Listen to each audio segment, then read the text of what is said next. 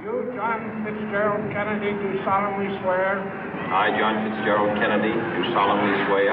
That you will faithfully execute the office of President of the United States. That I will faithfully execute the office of President of the United States. And will, to the best of your ability. And will, to the best of my ability. Preserve, protect, and defend the Constitution of the United States. Preserve, protect, and defend the Constitution of the United States. So help you God. So help me God.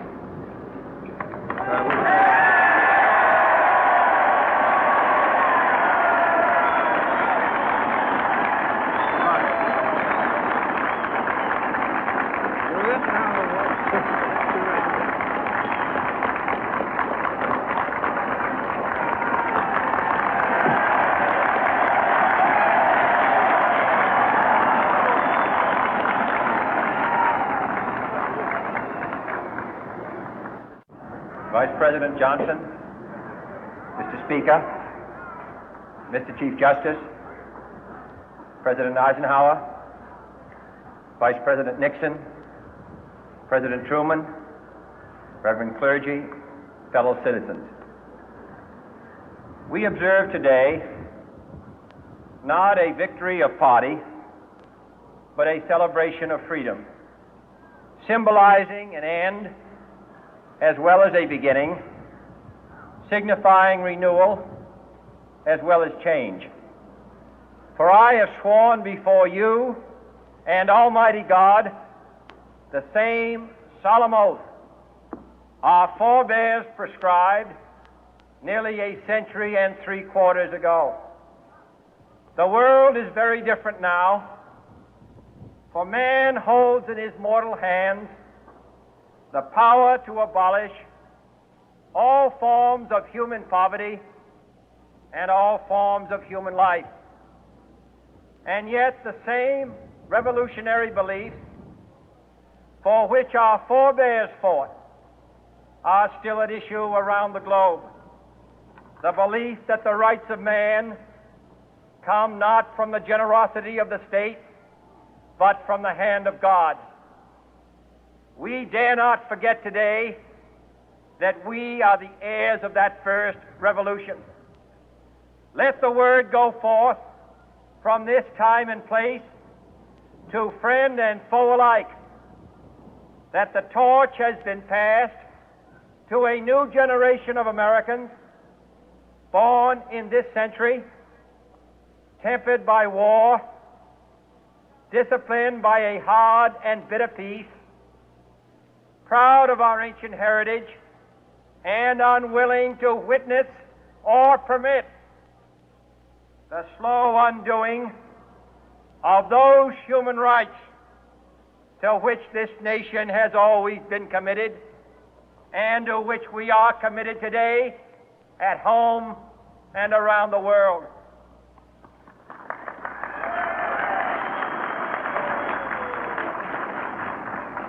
Let every nation know, whether it wishes us well or ill, that we shall pay any price, bear any burden, meet any hardship, support any friend, oppose any foe to assure the survival and the success of liberty.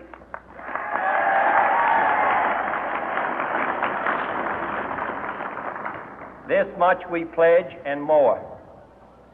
To those old allies whose cultural and spiritual origins we share, we pledge the loyalty of faithful friends.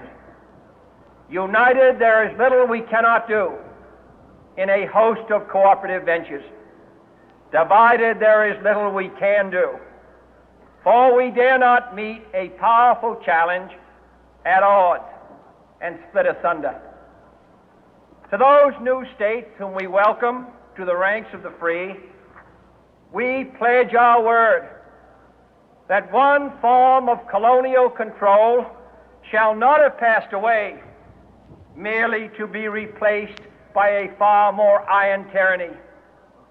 We shall not always expect to find them supporting our view, but we shall always hope to find them strongly supporting their own freedom, and to remember that in the past, those who foolishly sought power by riding the back of the tiger ended up inside.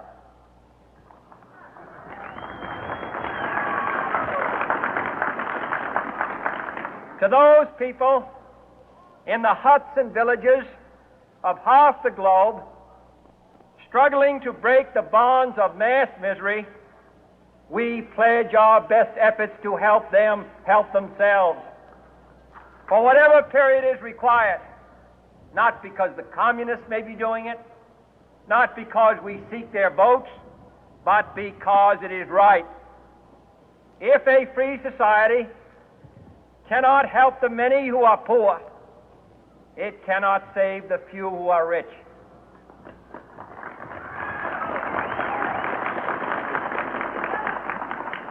To our sister republics south of our border, we offer a special pledge to convert our good words into good deeds, in a new alliance for progress, to assist free men and free governments in casting off the chains of poverty. But this peaceful revolution of hope cannot become the prey of hostile powers. Let all our neighbors know that we shall join with them to oppose aggression or subversion anywhere in the Americas. And let every other power know that this hemisphere intends to remain the master of its own house.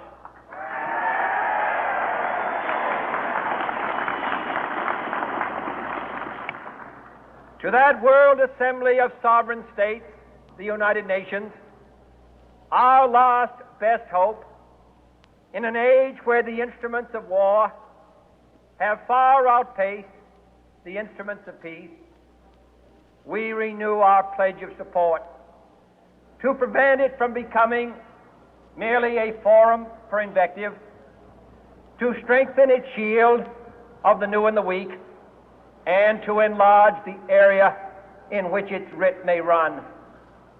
Finally, to those nations who would make themselves our adversary, we offer not a pledge, but a request that both sides begin anew the quest for peace. Before the dark powers of destruction, unleashed by science, engulf all humanity in planned or accidental self-destruction, we dare not tempt them with weakness, for only when our arms are sufficient beyond doubt can we be certain beyond doubt that they will never be employed. But neither can two great and powerful groups of nations take comfort from our present course, both sides overburdened by the cost of modern weapons, both rightly alarmed by the steady spread of the deadly atom, yet both racing to alter that uncertain balance of terror that stays the hand of mankind's final war. So let us begin anew, remembering on both sides that civility is not a sign of weakness, and sincerity is always subject to proof.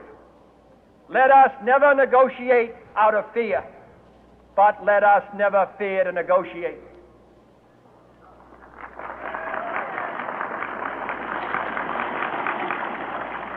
Let both sides explore what problems unite us, instead of belaboring those problems which divide us. Let both sides, for the first time, formulate serious and precise proposals for the inspection and control of arms, and bring the absolute power to destroy other nations under the absolute control of all nations.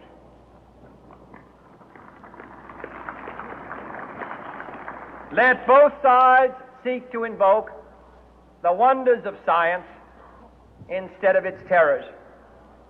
Together let us explore the stars, conquer the deserts, eradicate disease, tap the ocean depth, and encourage the arts and commerce. Let both sides unite to heed in all corners of the earth the command of Isaiah to undo the heavy burden and let the oppressed go free. And if a beachhead of cooperation may push back the jungle of suspicion, let both sides join in creating a new endeavor, not a new balance of power, but a new world of law, where the strong are just and the weak secure and the peace preserved. All this will not be finished in the first 100 days, nor will it be finished in the first 1,000 days, nor in the life of this administration, nor even perhaps in our lifetime on this planet. But let us begin.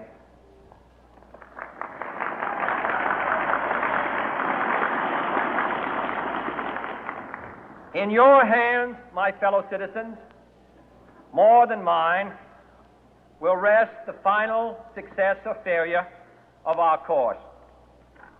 Since this country was founded, each generation of Americans has been summoned to give testimony to its national loyalty.